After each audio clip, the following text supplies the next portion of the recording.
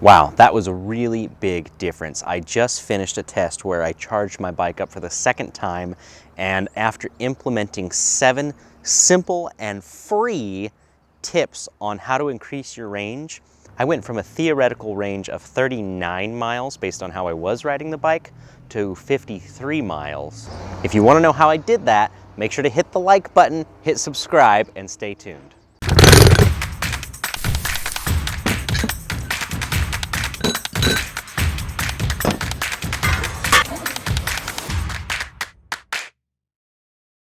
Hey everybody, welcome back to another video from Bolton e-bikes. Probably the #1 thing people worry about on their e-bike is having enough range. So I've got the Revibike's Cheetah over there. We're gonna do a little bit of a range test with it today. First one I'm gonna do is ride the bike normally. In other words, I'm just gonna get on it and ride the way I would usually ride. And then I'm gonna share with you 7 tips to increase your range that are completely free. For free. So you don't have to buy anything, you don't have to spend any more money. These are 7 things that you can do right now to increase the range of your e-bike without spending a single dollar. So to do this test, we're gonna go for 2 bike rides. The bike is fully charged, and for charging it, I used this. This is the Cycle Satiator. It can actually monitor and track how many amp hours, how much power you put back into the battery. Right now, the bike is fully charged. What we'll do is go for a ride to a very specific spot, do the same number of miles for each ride. And the first one, on the normal ride, I'm not gonna change anything. I'm not gonna implement any of these techniques. When I get back, I'm gonna plug the bike back into the Cycle Satiator. That's gonna tell us exactly how much power we used for that ride. Once the battery is fully charged, we're gonna go do the ride again, this time implementing these 7 tricks to increasing your range and see how much battery power we save. So this will be a very scientific test. Feel the power. The struggles I go through to make good videos for you guys. I know this is really hard, but I'm doing it for you. Perfect weather for a bike ride.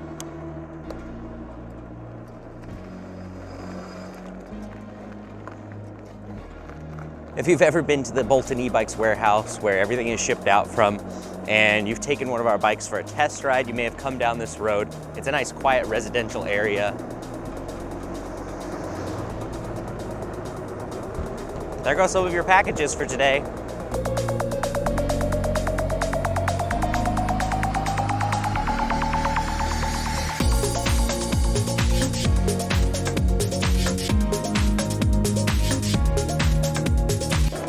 Here's a hill, give it some throttle. Speed bumps coming up.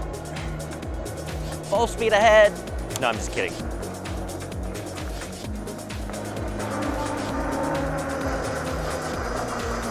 I'm so quiet, he doesn't hear me.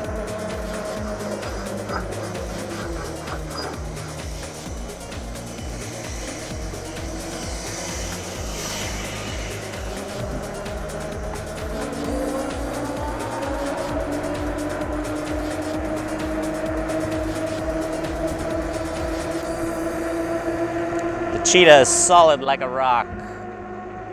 No hands.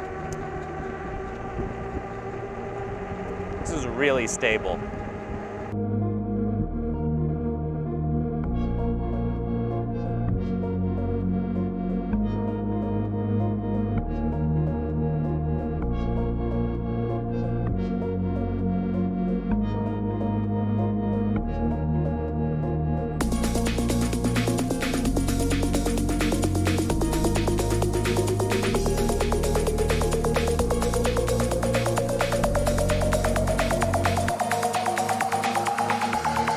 And we're back. I think I said I started out at 14.1, and as I rolled up, it rolled over to 19 miles. So 5.9 miles.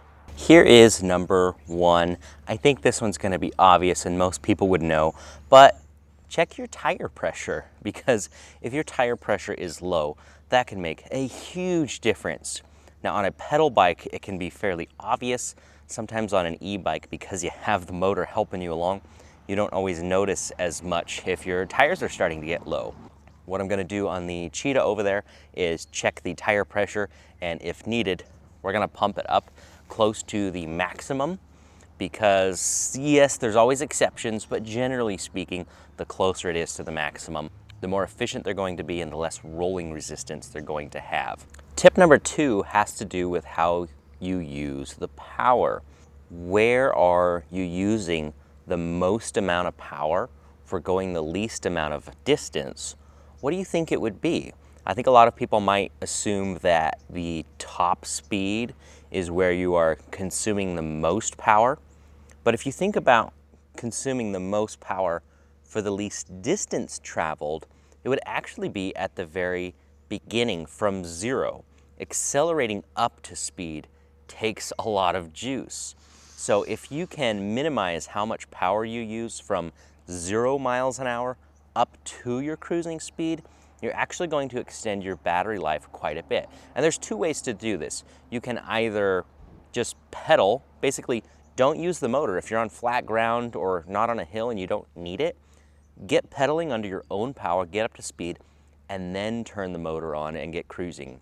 If you watch the wattage on your display, assuming that you have that on your bike, you'll probably notice that it doesn't actually take that much to keep moving once you are up to speed, but you will see huge spikes in power getting up to whatever that speed is.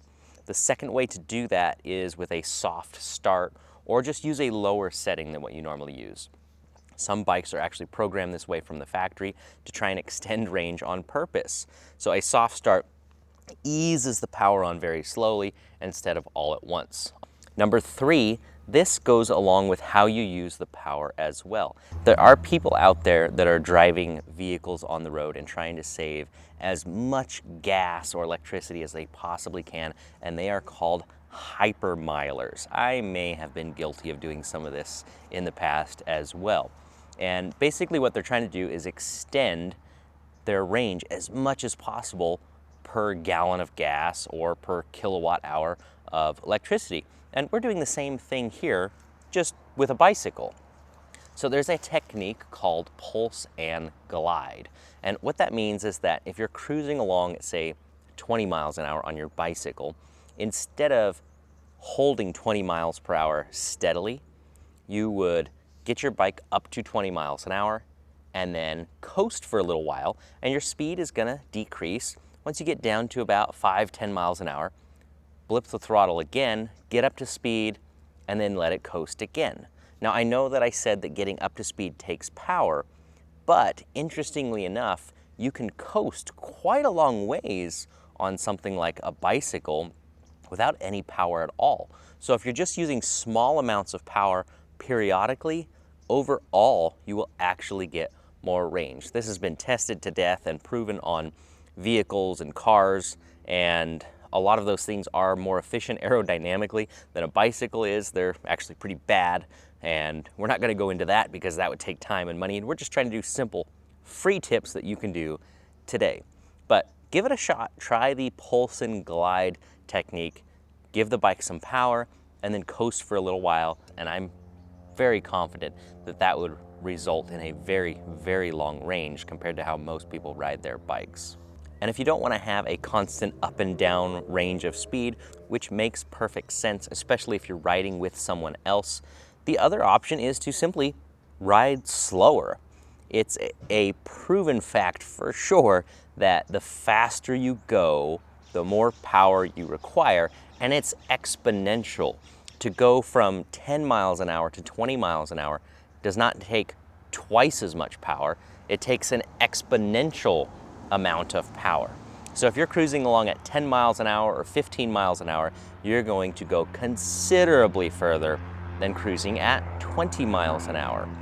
The current Guinness World Record holder for longest range distance on an e-bike was a bike with a very, very large battery, but they were only doing about 15 miles an hour on average. The faster you go, the more power you're going to use. Tip number 5 is something that doesn't actually apply to the Cheetah bike at the moment, but it applies to many e-bikes, and this is something you can do if you have a suspension fork on the front. There is a knob typically that is a lockout. And many people ask me, what is that actually for? Why would you use it? Why would you want to get rid of your suspension?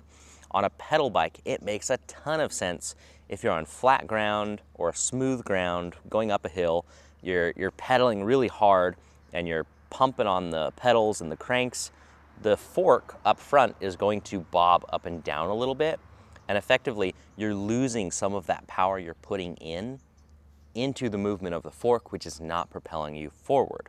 So the reason for a lockout is so you can lock out the suspension so it doesn't move at all, and that's going to put more of your pedaling power, your leg power, into your forward movement. So if you're pedaling at all and you have a suspension fork, you can always lock it out to try and maximize your range just a little bit more. Number 6 is weight. If you are on flat ground, this isn't actually going to make as much of a difference. If you have steep terrain like we do around here with lots of hills, then weight can be huge. If you have 5 pounds of extra weight on your bike and you go for a ride that has 100 feet of elevation change, that takes the same amount of energy as lifting 500 pounds 1 foot off the ground. And you can imagine the amount of power that would take to lift 500 pounds a foot off the ground. That'd be rather significant. Now that's only 100 feet of elevation change. Around here, we can have rides that easily exceed 1,000 feet. So you can see in a hilly terrain or a varied environment, that can make a big difference. Now to simulate this on this ride, I may have had a couple of extra tubes in my saddlebags. So before our next ride, let's remove those.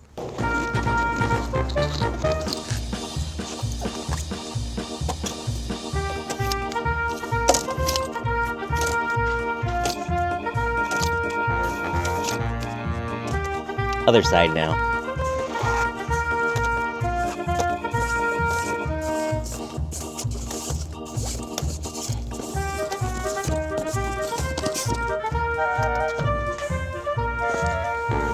That should definitely help for next time.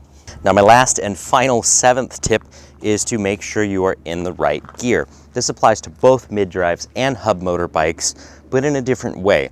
What I mean by that is if you're shifting through the gears, make sure you're in the right gear for the hill or the flat or the downhill. If you're going up a steep hill, make sure you're in a low gear. You're in a good climbing gear. That's going to make the bike more efficient. If it has a mid-drive motor, it's going to put the motor into its power band where it's going to be using less power for the distance you're traveling. And for a hub motor bike, the motor's not going to notice the difference, but you are.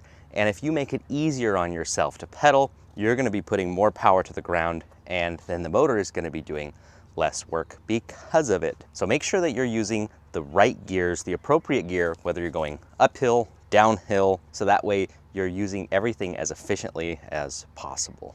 The Cheetah has finished charging. It may be a little hard to see what's going on the screen due to the frames per second, but we have charge complete 2.29 amp hours. That's what was put back into the battery. That's 122 watt hours. We're gonna go ride, put into place all of those tips about increasing our range, and see what happens. I almost forgot to pump up the tires.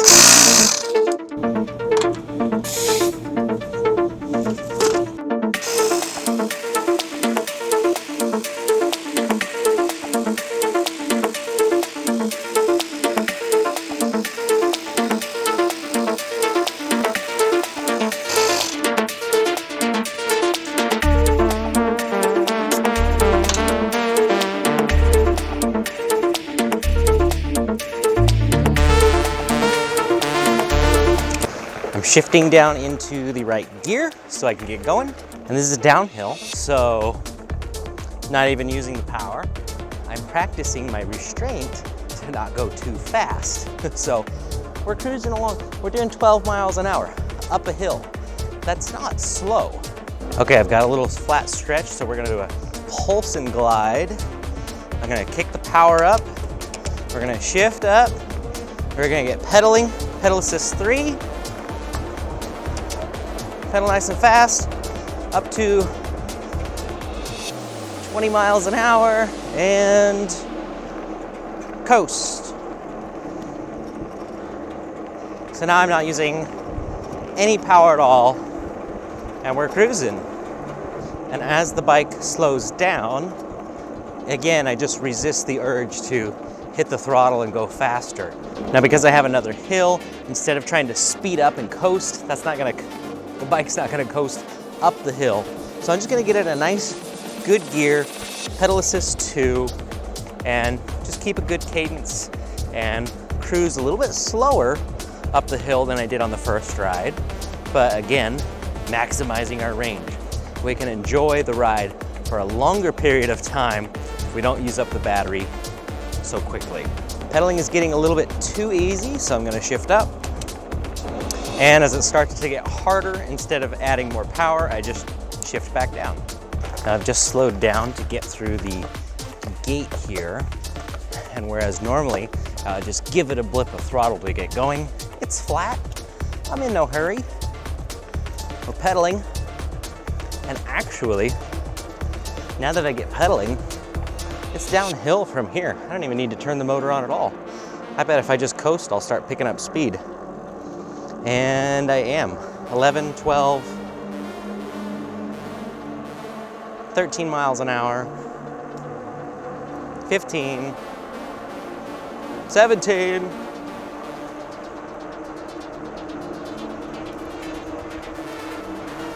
20 miles an hour. Yes, I'm on an e-bike, but we are using no power, no hands, and 26 miles an hour. I think it's important to note that for the most part, I'm still letting the bike do a good percentage of the work. I might be pedaling a little bit more overall, which just means I'm getting more exercise, but this is not a hard ride. I'm trying to pedal a similar amount between both rides.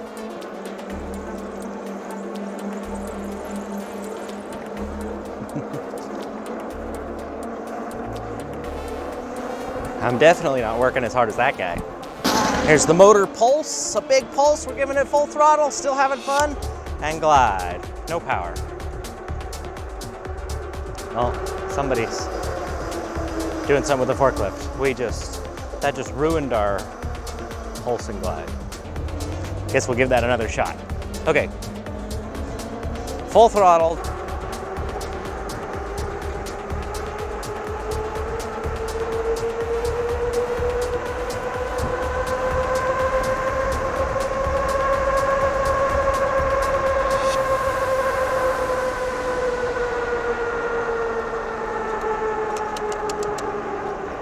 That's the second ride done. Let's plug in the charger and see how long this takes. All right, the battery has finished charging. This is the moment of truth. I used 1.34 amp hours or 91 watt hours on the second ride. So if we do the math, on the first ride, I used about 15% of the total battery capacity. So in theory, I should be able to do about 39 miles based on the way I was riding the bike initially. And with the second ride, where I implemented just those few tips I talked about, I should theoretically have a range of 53 miles. So that's a pretty substantial increase. I got another 14 miles of range out of the bike.